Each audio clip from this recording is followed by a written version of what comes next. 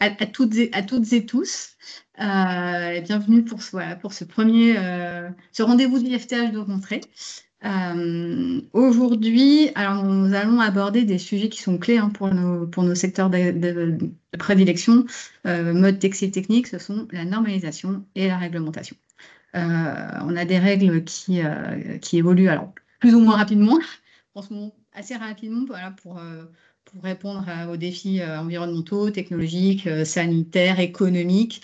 Et alors on se rend compte qu'il est vraiment essentiel de savoir à minima distinguer voilà, les différences entre normalisation, réglementation, voire label, et ce pour mieux les comprendre et pour mieux anticiper et sécuriser la mise sur le marché des produits.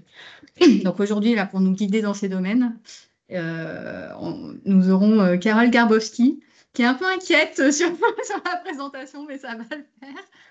Carole Garbowski, qui est une consultante formatrice experte en réglementation IFTH, que vous connaissez bien si vous nous rejoignez régulièrement lors de nos webinaires mensuels. Et ensuite, nous aurons l'intervention. Alors là, c'est la première fois qu'on le reçoit, qu'on le fait intervenir. Nous aurons Laurent Houillon, qui est le directeur du Bureau de normalisation des industries textiles et aliments, BNITH, voilà, qui fera un focus plus voilà, sur cette réglementation.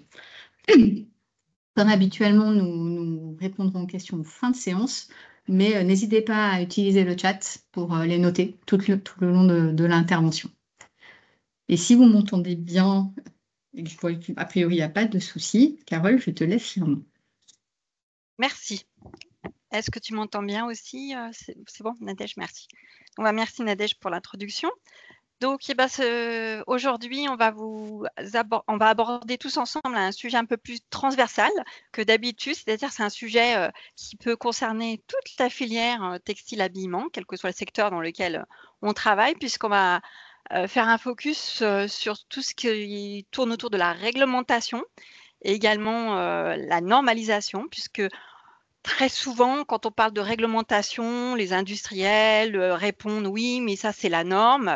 Non, la norme c'est pas une réglementation. Donc on s'était dit bah voilà, on va un petit peu clarifier ce vocabulaire, la différence entre réglementation, normalisation, plus précisément les normes. Et on terminera avec la présentation du bureau de normalisation des industries textiles habillement avec Laurent Houillon. Alors, je démarre cette première partie. Déjà, bah voilà, le vocabulaire, hein. Quelle différence pour vous, voilà, entre réglementation et normalisation? Alors, il faut savoir que la réglementation, c'est un texte officiel qui est émis par un État, une autorité publique. Ça peut être par exemple un règlement européen, une directive européenne, une loi française, un arrêté, un décret. Et cette réglementation, du coup, comme c'est une loi, son application est imposée. Donc, elle a un caractère obligatoire et le non-respect de cette réglementation peut entraîner des sanctions. Alors, en fait, vous êtes tous concernés par une réglementation lorsque vous mettez un produit sur le marché, hein, quel que soit votre positionnement sur la filière textile-habillement. Si vous mettez sur le marché un textile, un tissu, vous êtes concerné par le règlement REACH ou le règlement POP. Si vous mettez un vêtement sur le marché, vous êtes concerné par exemple par le règlement étiquetage de composition et puis le règlement sécurité générale des produits, qui plus est si votre produit concerne de jeunes enfants, des bébés, où là, il ne doit présenter aucun risque. À côté de ça, donc on utilise parfois aussi beaucoup le terme norme, normalisation. Alors la norme, c'est quoi? Eh bien en fait, la norme, c'est un document qui est établi par un organisme de normalisation. En France, on a l'AFNOR, en Europe, le CEN, au niveau international, l'ISO.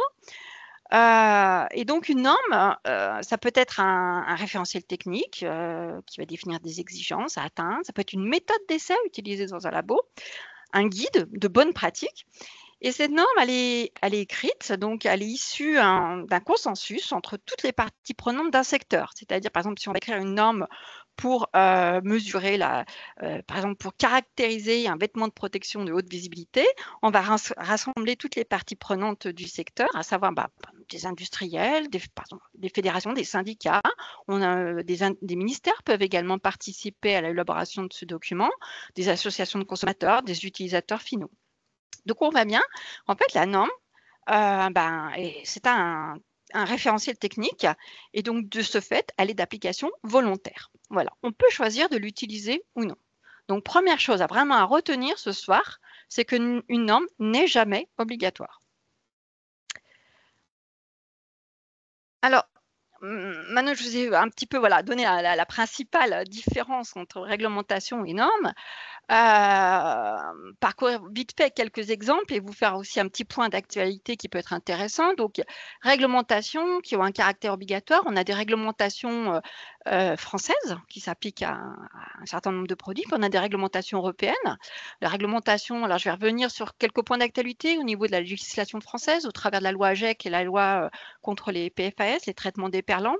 Si on prend les réglementations européennes, les exemples les plus connus qui s'appliquent à vos produits, c'est ce que je vous disais, quand vous mettez un textile ou un vêtement sur le marché, vous devez vous assurer qu'il ne contient pas de substances chimiques dangereuses. Vous devez appliquer le règlement REACH ou le règlement POP. Si vous mettez un vêtement de protection individuelle sur le marché, des gants de protection individuelle, ils sont couverts par le règlement EPI. Et donc, vous devez apposer le marquage CE. Tout article, produit, tout textile, linge de maison destiné aux consommateurs est couvert par le règlement sécurité générale des produits au niveau européen. Et puis, au niveau français, on va profiter de ce soir pour vous faire un petit point sur tout ce qui est effectivement législation française qui peuvent s'appliquer également à vos produits en complément des réglementations et des directives européennes. Alors, petit focus d'actualité. Quand on parle de réglementation, au niveau de la loi AGEC, comme vous savez, donc la loi AGEC a été publiée déjà il y a un certain nombre d'années et elle s'applique progressivement par des décrets d'application. Et là, l'élément d'actualité, c'est cette semaine, on a eu publication d'un arrêté et d'un décret qui concerne l'affichage environnemental, plus précisément le coût environnemental des vêtements destinés aux consommateurs.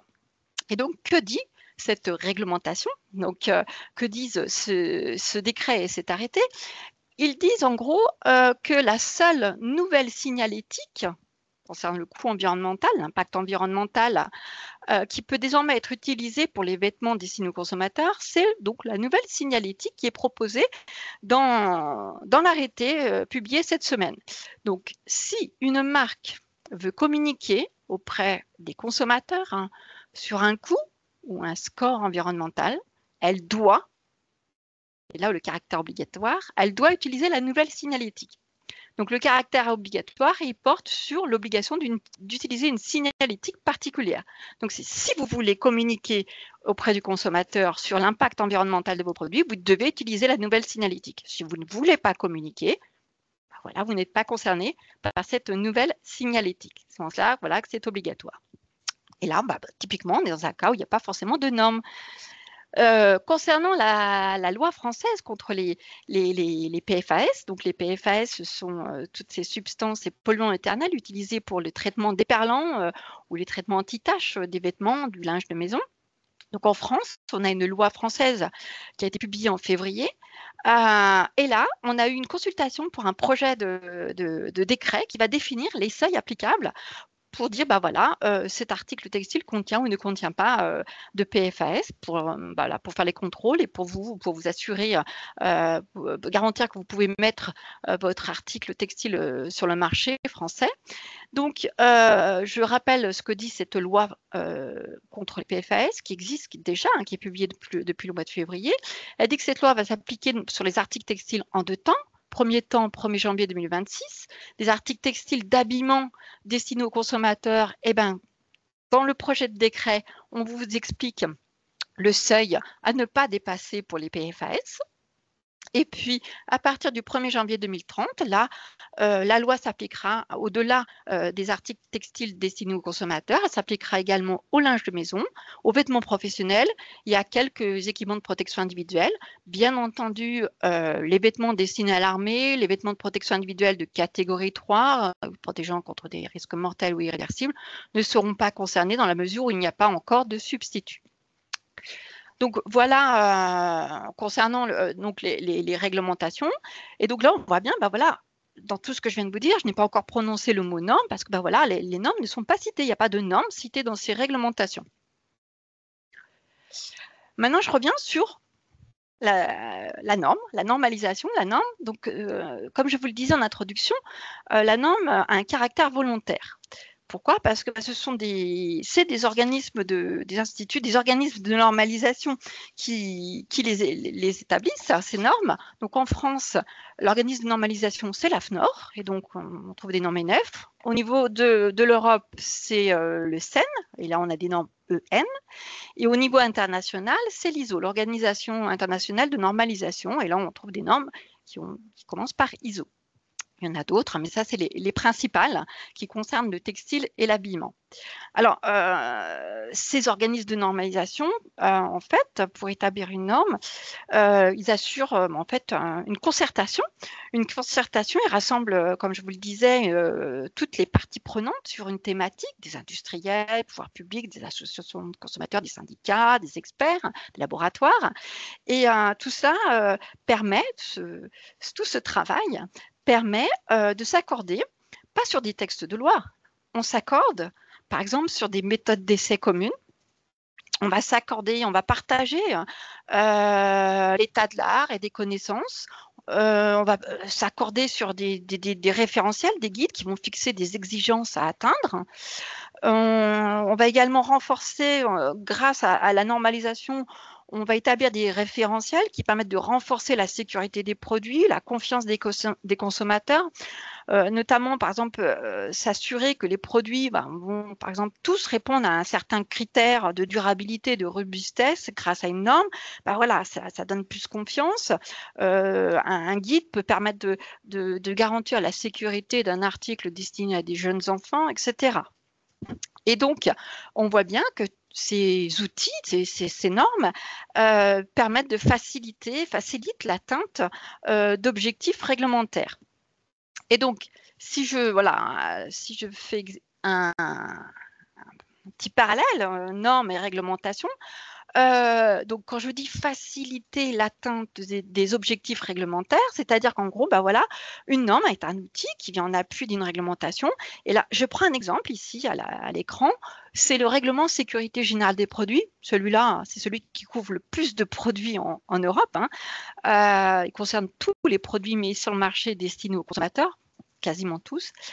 Donc, pour évaluer si un produit est sûr, il est indiqué, j'ai fait un copier en fait, un extrait de ce règlement sécurité générale des produits. Donc, pour évaluer si un produit est sûr, il est écrit, les éléments suivants doivent être pris en compte. Donc, vous avez une liste, une hiérarchie des documents que l'industriel, le metteur sur le marché va utiliser pour apporter la preuve que son produit a un certain niveau de sécurité. Et on voit bien, c'est cité dans le règlement sécurité générale des produits. Voilà, en premier lieu, on prend en considération, on utilise pour cela des normes européennes. On peut, s'il n'y a pas de normes européennes, utiliser également des normes internationales, des accords internationaux. Donc, on voit qu'on peut utiliser une multitude de référentiels. Sont également citées les normes internationales, les normes nationales, les normes nationales établies dans l'État membre où le produit est mis à disposition. Donc, effectivement, s'il n'y a pas de normes européennes ou de normes ISO pour caractériser un produit, caractériser une performance, on peut utiliser une norme ENEF. Là, je fais le lien avec l'actualité également sur la robustesse, la durabilité des vêtements. Sachez qu'en France, voilà, on travaille sur des normes qui permettent d'évaluer concrètement, d'appuyer une allégation de robustesse, de durabilité. Ce sont des normes françaises que vous pourrez utiliser pour appuyer votre allégation. Donc, voilà, on a fait un petit peu le tour de ces normes qui viennent en appui à des réglementations. Mais sachez que les normes, elles sont utilisées au-delà des réglementations. On les retrouve beaucoup aussi dans le cadre de labels et de ce qu'on appelle la certification. Donc, j'en profite également pour bien différencier et expliquer ce que c'est qu'une labellisation et une certification. Donc, effectivement, les labels sont d'application volontaire. C'est des labels, par exemple, environnementaux, des labels de qualité particuliers pour un produit. Et très souvent, ces labels ont recours à des méthodes d'essai normalisées. Pourquoi? Parce que voilà, pour gagner du temps dans leur mise en œuvre, il y a des normes. Quand je dis que ça résiste aux solidités, au lavage, j'utilise une norme qui permet de qualifier cette performance. Ça simplifie la compréhension pour les industriels. L'utilisation de normes européennes ou internationales, ça permet également d'améliorer la qualité du label dans le sens où une norme est régulièrement révisée. Et donc, ça leur permet de s'appuyer sur l'état de l'art et des connaissances, les dernières connaissances, les dernières méthodes d'essai. Donc voilà, on voit qu'une norme peut venir également aider à construire un label. Une norme est également très souvent utilisée dans le cadre d'une certification. Donc, certification, en France, le terme est très, très encadré par le Code de la consommation. La certification ne peut être délivrée que par un organisme accrédité, indépendant. La labellisation, un label, peut être délivré par un organisme privé, mais pas forcément accrédité. Donc, dans le cadre d'une certification, par exemple la certification des équipements de protection individuelle, les vêtements de protection, l'IFTH est un organisme notifié, on délivre des certificats pour les EPI. Donc, dans ce cas-là, la norme, elle stabilise la certification. Dans le règlement EPI, les normes ne sont pas citées, elles ne sont pas d'application obligatoire, mais voilà, ça permet à tout le monde d'être évalué de la même manière. Donc, elle stabilise la certification et elle organise les processus d'évaluation. Donc, voilà, on peut voir, du coup, j'espère que je vous ai fait un peu mieux comprendre un petit peu l'utilisation, voilà, déjà la différence entre réglementation et normes et comment les deux s'imbriquent, comment les deux s'utilisent au quotidien quand vous mettez un produit sur le marché français, européen. Et donc, en conclusion, ce que je voudrais que vous reteniez sur cette première partie, c'est que les normes sont des outils, un moyen privilégié pour atteindre des objectifs fixés par une réglementation, un label ou une certification.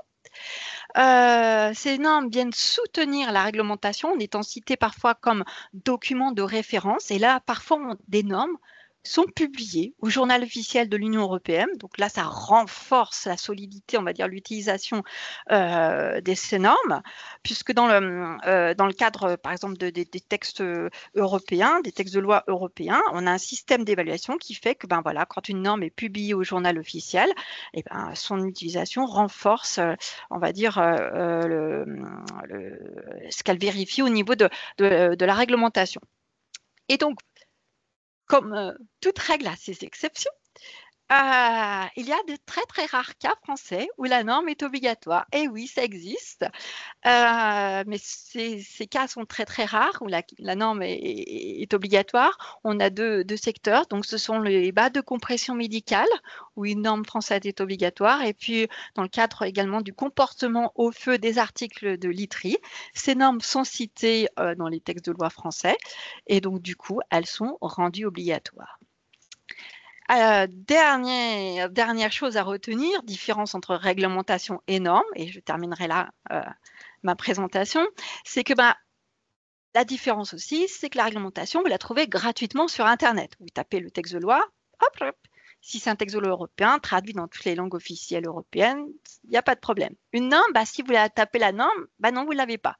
Les normes ne sont pas accessibles gratuitement. Vous devez les acheter auprès de l'AFNOR, par exemple. Voilà, les normes sont protégées par le droit d'auteur, elles ne sont pas gratuites.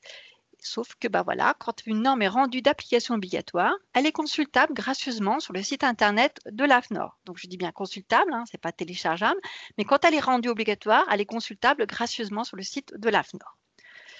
Donc voilà pour cette première partie, un peu de sémantique, de vocabulaire, réglementation, normalisation, normes.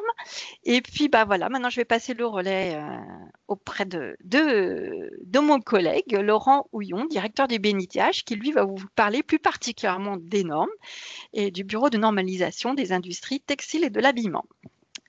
Laurent, je te donne le relais. Je garde la main ou tu veux prendre le partage d'écran? Comment veux-tu faire? Je vais peut-être essayer de prendre à ce moment-là le partage. Ok, donc bonjour tout le monde. Alors. Hop, j'arrête.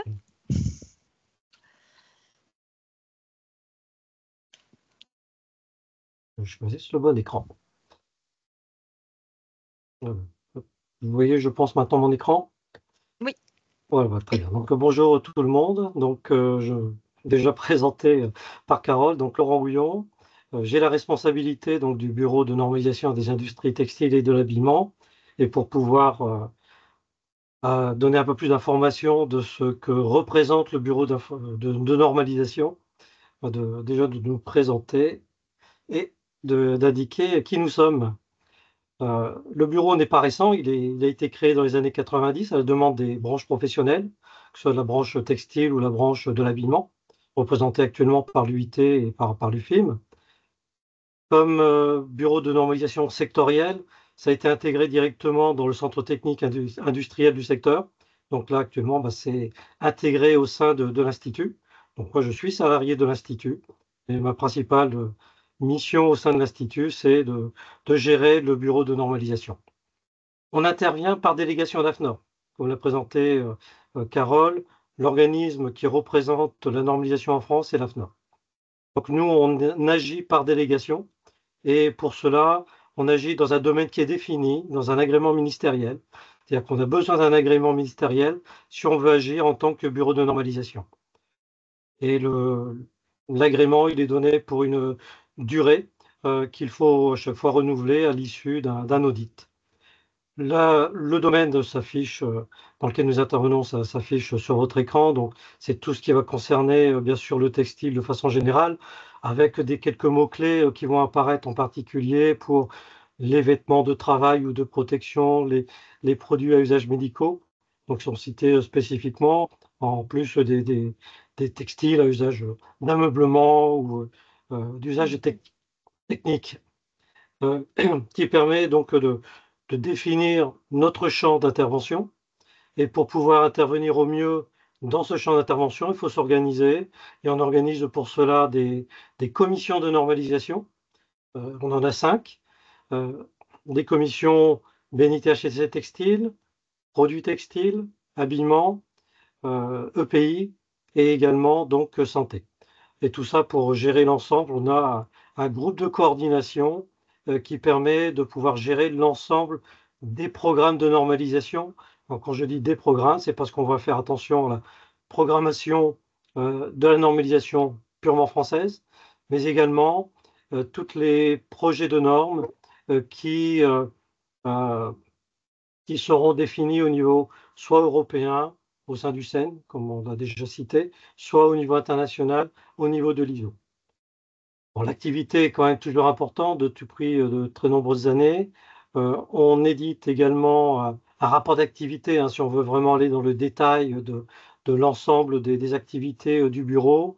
Le rapport d'activité de 2024 est disponible et vous pourrez récupérer le lien vers le site de l'IFTH qui met à disposition ce rapport d'activité, comme vous pouvez éventuellement le trouver auprès des sites de nos branches professionnelles, puisqu'à chaque fois, je leur demande aussi de le mettre à disposition pour que ce document soit diffusé le plus largement possible.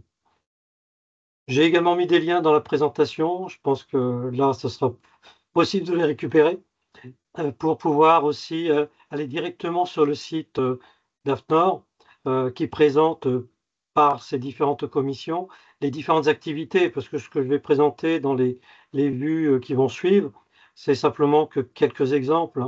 On a un patrimoine qui est constitué d'un peu moins 800 normes, donc je ne vais pas tout mettre dans les diapositives, rassurez-vous. Donc j'ai fait une sélection pour montrer au moins les plus significatives. Donc, comme déjà mis en préambule par Carole, à quoi servent un peu les normes? C'est surtout d'apporter une réponse technique à différents besoins. Et dans les besoins, on a les besoins de la réglementation. J'ai listé, un peu comme Carole a pu le faire, les principales réglementations auxquelles on est confronté dans notre secteur textile et habillement. On va aussi être en support d'information vers le consommateur, du soutien à l'innovation également, ça fait partie aussi des points forts pour la normalisation, et assez basiquement aussi pouvoir répondre au contenu de cahier des charges, donc sur les aspects notamment de la qualité au niveau des produits. Donc je reprendrai quelques exemples aussi pour pouvoir avoir une vue assez générale également sur là où on intervient, donc de faire une sorte de cartographie des thèmes principaux que l'on aborde sous l'aspect de la réglementation. Quand on parle de la sécurité générale des produits, on va s'intéresser à la sécurité des vêtements d'enfants ou à la sécurité d'autres produits qui sont destinés aux enfants, tels que les gigoteuses par exemple. Dans le cas des substances, donc pour tout ce qui est réglementation, REACH, POP, c'est toutes les substances sur lesquelles on va s'intéresser, telles que les amines aromatiques, les retardateurs de flamme, et comme les PFAS aussi que l'on a cités. L'aspect du règlement lié à l'étiquetage de composition également, on va s'intéresser à comment nommer les fibres, donc à les identifier et à comment aussi les caractériser quand on les a fait en mélange, donc pour pouvoir exprimer le pourcentage des différentes fibres en présence dans une composition. Les EPI pour l'habillement de protection aussi en fonction des différents dangers auxquels on peut être confronté. Également les dispositifs médicaux pour parler des produits qui vont se retrouver dans les blocs opératoires. On a mentionné déjà les bottes de compression médicale, comme il peut y en avoir d'autres pour les orthèses de compression médicale. Également, l'aspect environnemental n'est pas oublié. On va aussi retrouver les aspects liés à la durabilité des articles textiles, etc., etc. Donc là, vous avez un petit bloc qui permet de voir les différents thèmes que l'on peut trouver dans la réglementation. Dans le cas des infos, on va trouver les allégations, la désignation de taille des vêtements, le bien-aller virtuel aussi, qui fait partie des thèmes assez innovants, les symboles d'entretien, etc. Soutien à l'innovation, là actuellement, on est très tourné vers les textiles intelligents. Et dans cet ensemble-là, on peut aussi trouver les textiles électroniques. Alors, un textile intelligent n'est pas forcément électronique, comme un textile électronique n'est pas forcément intelligent, mais il y a quand même des interactions et des éléments communs qui existent. Et puis après, les aspects qualité, je pense, c'est ce qui fait partie de votre quotidien avec toutes les méthodes d'essai que l'on peut trouver au laboratoire pour caractériser les solidités des coloris, les résistances des matières, des tissus, des tricots, des non-tissés ou autres, etc. Bon, pour pouvoir lire aussi cette cartographie sur une seule image, on essaye de donner beaucoup d'informations. Quand vous avez le petit drapeau français, c'est que dans les structures, donc dans les sous-comités, les comités techniques ou groupes de travail, que ce soit au SEN, il y a l'ISO, qui vont être chargés de pouvoir élaborer ces différentes normes. C'est là où on a une animation de groupes de travail. Donc on essaye aussi d'avoir une certaine influence sur l'élaboration des normes, parce que c'est dans un groupe de travail, on rencontre différents experts de différents horizons, de différents intérêts. Et l'objectif, c'est aussi, même si on recherche toujours le consensus, mais c'est quand même aussi d'avoir toujours une certaine influence. Donc d'avoir l'animation de groupes de travail, d'être présent autour de la table et de façon assez bien placée permet quand même aussi d'avoir une meilleure influence. Donc, vous voyez que par la petite distribution des petits drapeaux, on est quand même dans pas mal de structures et qui interviennent notamment au niveau des réglementations ou des points techniques assez importants. Ce que j'ai mis également en rouge, c'est essentiellement là, des thèmes sur lesquels on a travaillé spécifiquement au niveau français. Alors, on a parlé des bas de compression médicale, les allégations aussi, on a travaillé sur cet aspect-là de façon pour les allégations dans le domaine du textile et également dernièrement sur la durabilité des articles textiles. Donc là, je cite quelques exemples, donc je vais les passer assez rapidement, mais comme ça vous allez retrouver peut-être pour certains d'entre vous des thèmes déjà connus sur ce qui est suivi dans ces différents domaines et également les références de certaines normes, parce qu'à chaque fois il va falloir identifier le document, donc avec les numéros qui peuvent parfois être confondus avec d'autres, avec des préfixes, NF, EN, ISO, et tout ça va se mélanger, mais qui représentent malgré tout une application géographique en fait possible des différentes normes. Alors, donc pour citer quelques exemples ici sur la réglementation liée à règlement sur la sécurité générale des produits, la norme sur les cordons, qui avec dans la perspective, dans ce cas de sa révision actuellement, d'être cité au journal journal officiel de l'Union européenne, donc pour en faire une norme venant en soutien de cette réglementation, donc d'être le mettre bien en avant. Et comme c'est le cas, c'est la démarche qui est en cours actuellement pour les gigoteuses.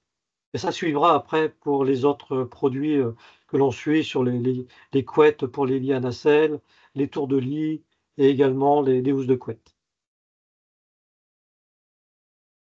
Voilà. Donc sur les recherches de substances, bon, c'est quelques quelques substances que j'ai pu mentionner avec les différentes références normatives, hein, avec voilà, aussi la norme concernant les PFAS qui a été éditée, publiée assez récemment.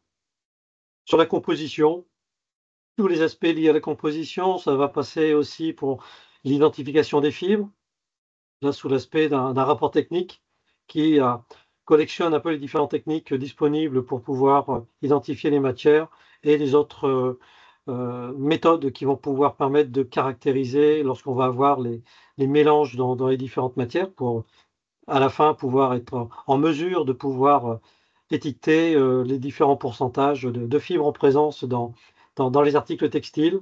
Et chose aussi importante sur laquelle on travaille, c'est sur les noms, peut-être anodin, mais aussi bien au niveau international. On révise assez régulièrement, on est en train de le faire actuellement sur celles qui concernent les fibres chimiques. Et tous les efforts que l'on fait également, par ce biais-là aussi, c'est d'avoir des liens très très forts avec la Commission européenne dans le cadre du règlement pour que les noms que l'on peut mettre maintenant dans les normes internationales soient aussi des noms reconnus dans la réglementation européenne. Voilà, donc ça fait partie aussi des liens assez forts.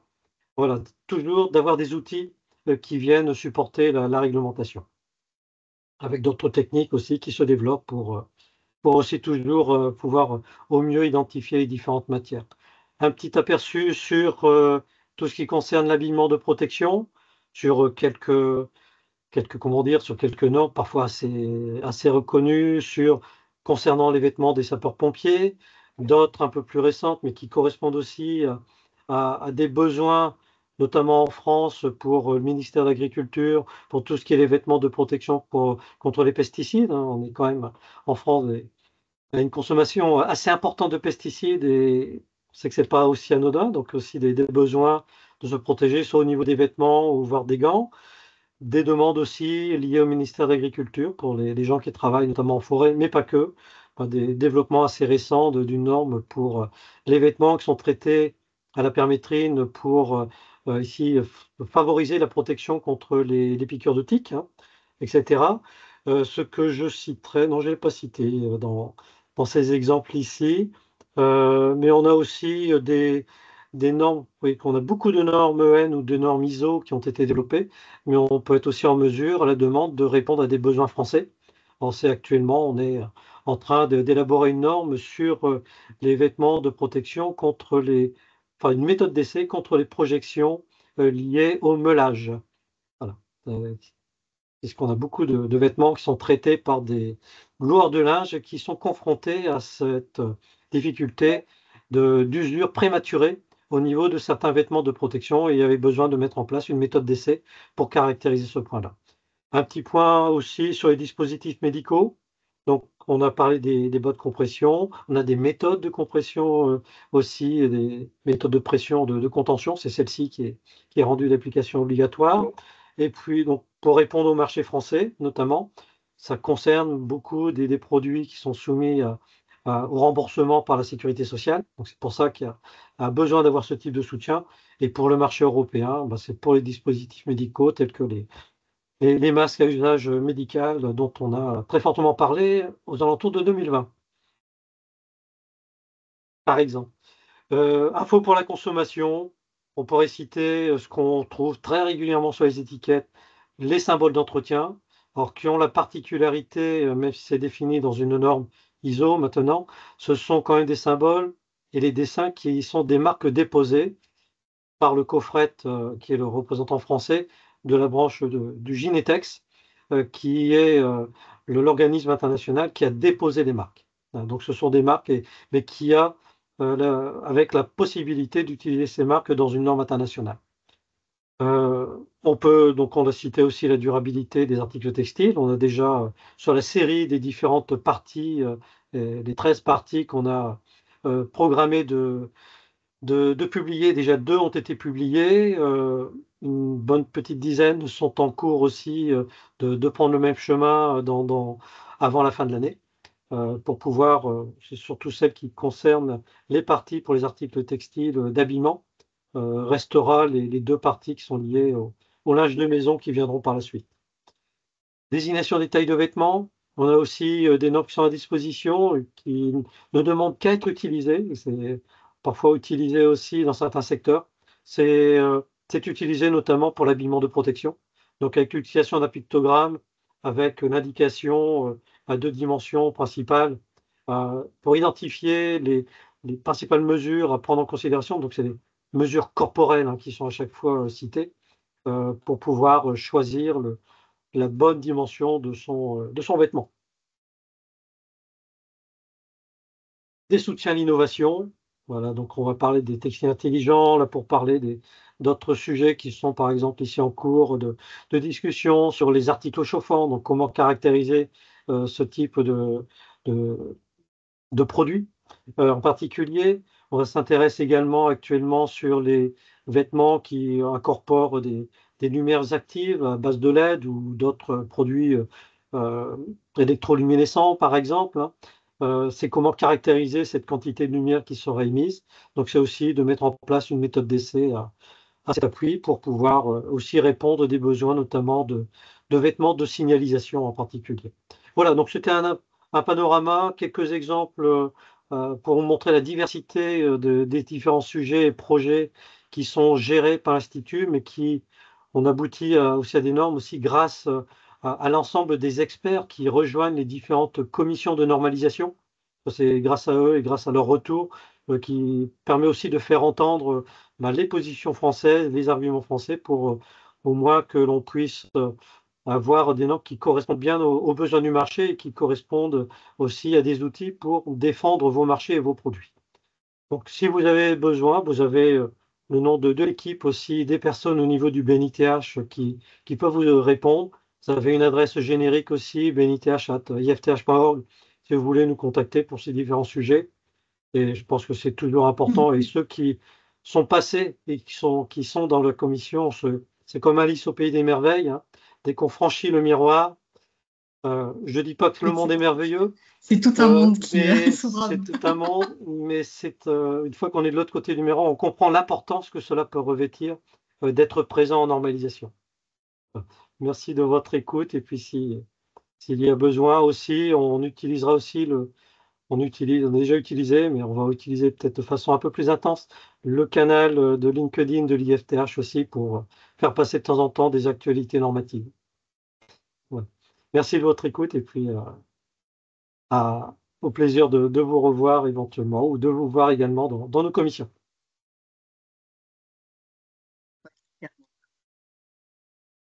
Très bien. Merci, Laurent. Alors, oui. Tu reprends la main, Carole? Alors, tac. Ou alors, Laurent, tu peux mettre le dernier slide.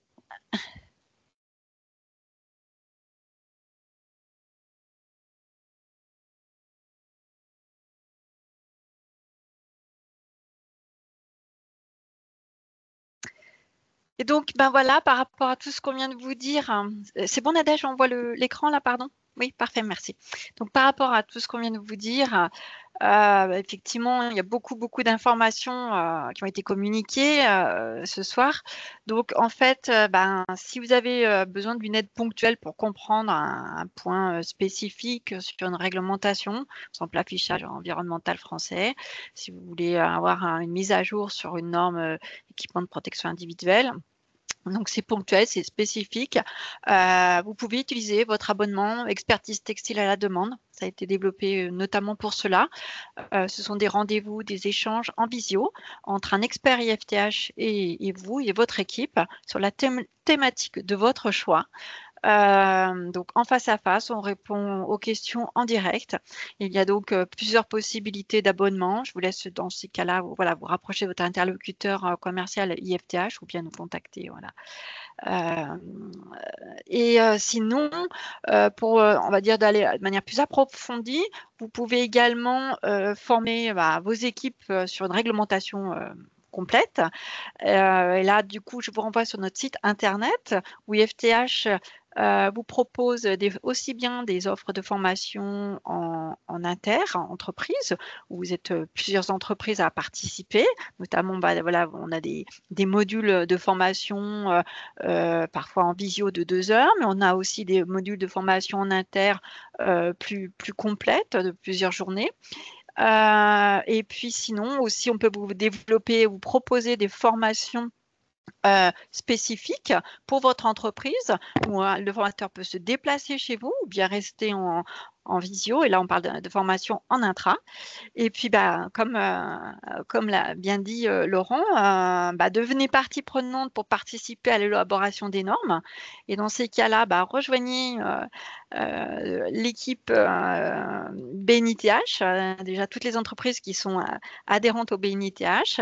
Et en fonction, on va dire, de la thématique sur laquelle vous vous positionnez, vous serez invité à participer à des réunions dans lesquelles on travaille sur un projet de norme. On peut mettre des commentaires et vous recevrez du coup, en étant en adhérant au BNITH, vous serez informé de l'évolution de la norme sur laquelle vous travaillez ou des normes de votre secteur. Vous pourrez suivre tout le cheminement jusqu'à l'étape finale, la publication. Et je crois, Laurent, tu peux peut-être compléter, mais lorsqu'on a participé à l'élaboration d'une norme, on a accès également en lecture à la norme lorsqu'elle est finalisée, je crois.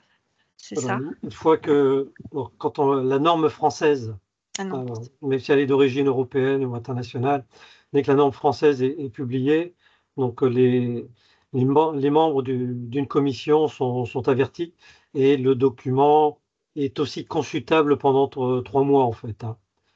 Donc ça, c'est aussi d'avoir un accès, mais en participant aussi, on a aussi accès à l'ensemble des projets aux étapes précédentes.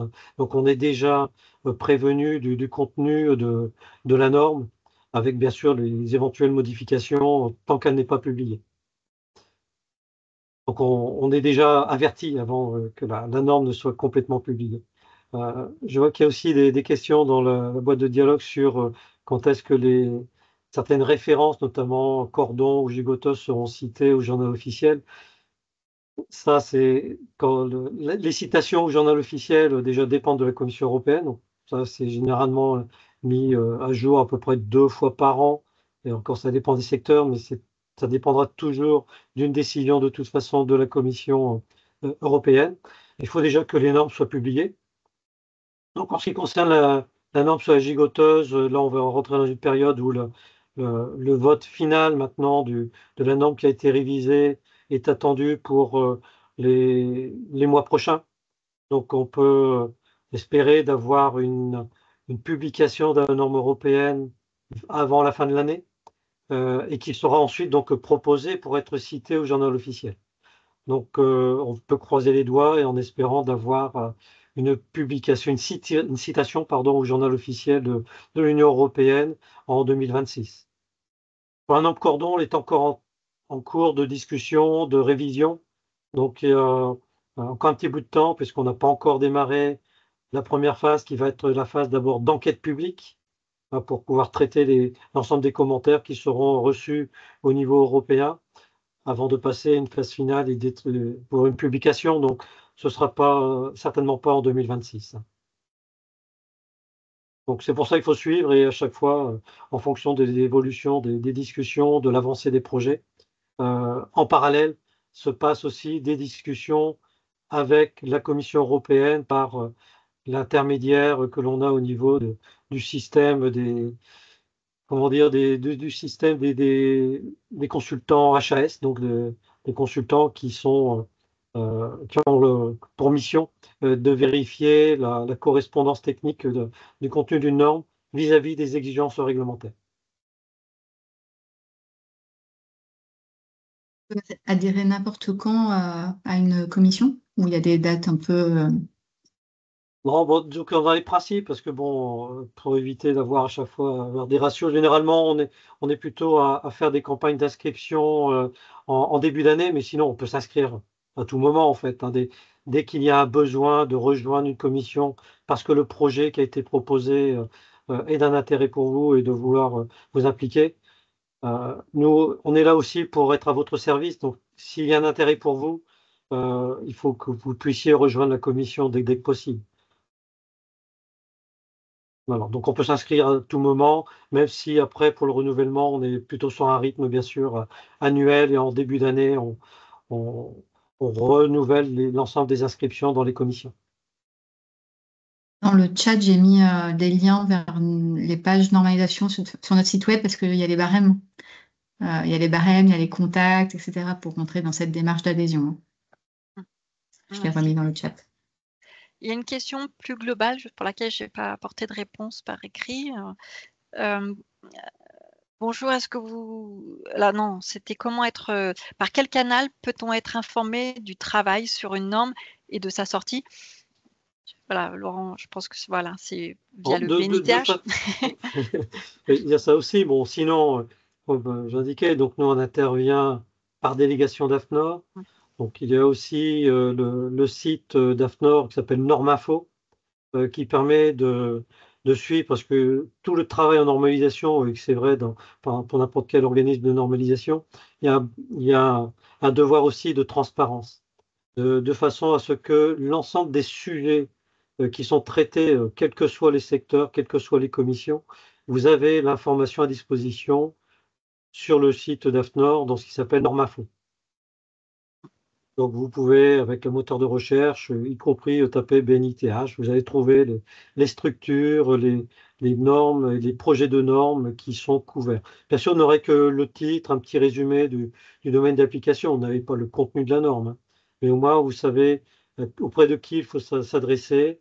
Donc, par des recherches avec des mots-clés, dans les moteurs de recherche, vous allez pouvoir trouver les différents sujets. Soit la norme est déjà publiée, ou soit éventuellement le projet est en cours de discussion.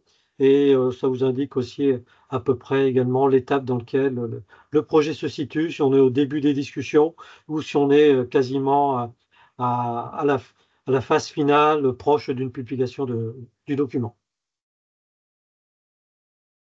Côté, on va essayer de systématiser un petit peu plus l'information aussi sur l'actualité, normalisation via nos canaux.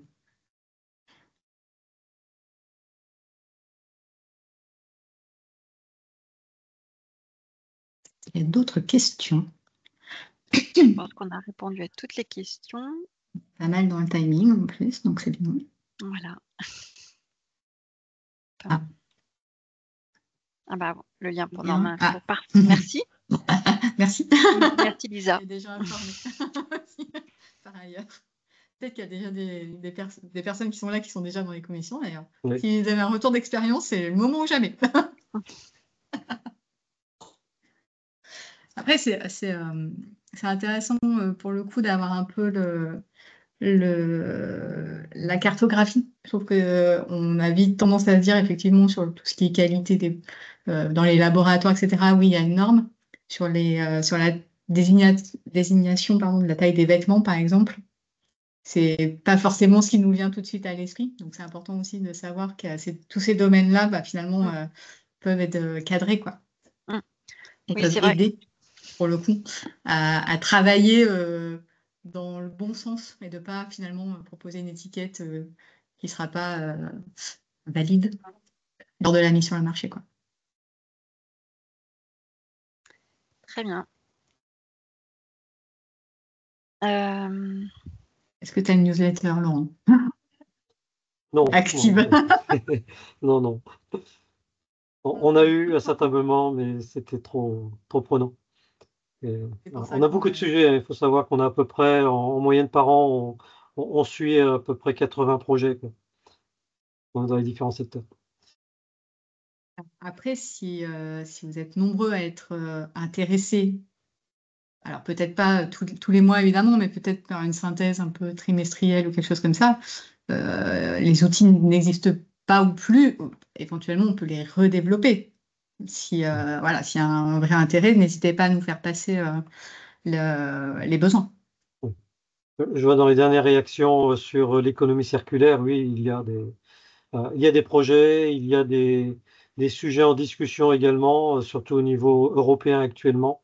donc sur cette notion-là de l'économie circulaire, que j'ai pas tout mis dans les diapositives, mais c'est vrai que j'aurais pu la mettre également. Donc sur l'économie circulaire dans la filière textile et habillement, et notamment les notions on commence aussi à parler des notions de durabilité. Et ce qu'on a fait au niveau français, en aboutissant à une norme pour obtenir une note finale sur la durabilité, grâce à l'étude qui a été gérée par l'Institut, l'étude Durabi, ces résultats également sont exploités au niveau européen.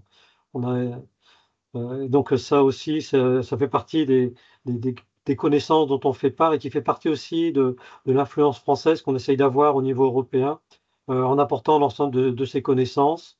Là, au niveau européen, dans le groupe de travail sur lequel on est surtout à essayer de définir des exigences minimales, hein, pour entrer dans cet objectif. Donc, on n'est pas dans le même objectif par rapport aux normes françaises, mais on est sur les mêmes bases et sur les mêmes résultats, sur les mêmes données. Le projet du Rabi, hein, qu'on avait présenté déjà en rendez-vous FTH, et Gaël, vous avez parlé, si vous étiez présent de cette approche vers la normalisation et vers l'approche européenne. Après, bon, sur les mélanges de matières inextricables, bon, non. C'est sûr que là, pour l'instant, on n'est pas encore en mesure de faire des miracles. Mais ça fait partie des préoccupations, hein. Le recyclage, en ce moment, on fait partie de toutes les préoccupations. Peut-on réglementer les mélanges, hein? Alors oui, question, peut-on réglementer les mélanges? Alors, on va pas non plus couper l'innovation dans le textile, donc je pense pas qu'on va réglementer. On peut peut-être un peu les cadrer, ces mélanges, pour penser effectivement au recyclage. Et là, du coup, intervient parfois tout ce qui est éco-modulation, éco-contribution. Voilà, donc ça pourra éventuellement cadrer parfois l'utilisation de certaines fibres. Par exemple, actuellement, il y a des malus pour les fibres, les fibres métalliques, métalloplastiques qui sont utilisées. Donc voilà, là, on réglemente pas, mais bon, on va pénaliser un petit peu l'utilisation de ces fibres qui sont difficiles à recycler. Voilà. Réglementation, les questions autour des microparticules.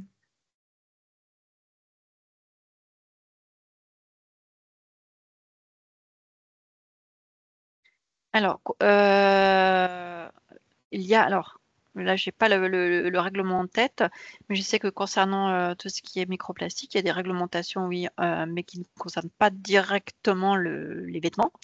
Il y a notamment, sont réglementés notamment l'utilisation des pellets plastiques pour fabriquer parfois des fibres synthétiques, mais actuellement, il n'y a pas de réglementation concernant les microparticules de polymère sur un vêtement.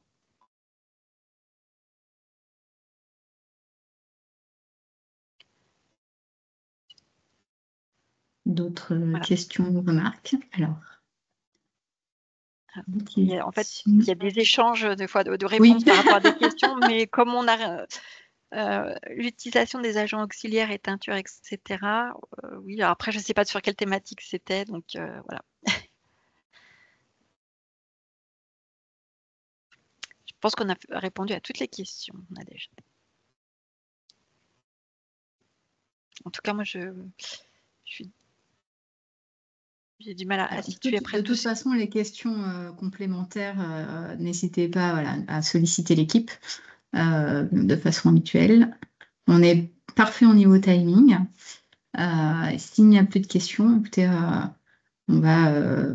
Ah, d'accord, ok. C'était des précisions, c'est pas des questions, ce sont des précisions sur les questions qui arrivent. D'accord, le rejet des microplastiques peut provenir des traitements et teintures. Oui, tout à fait.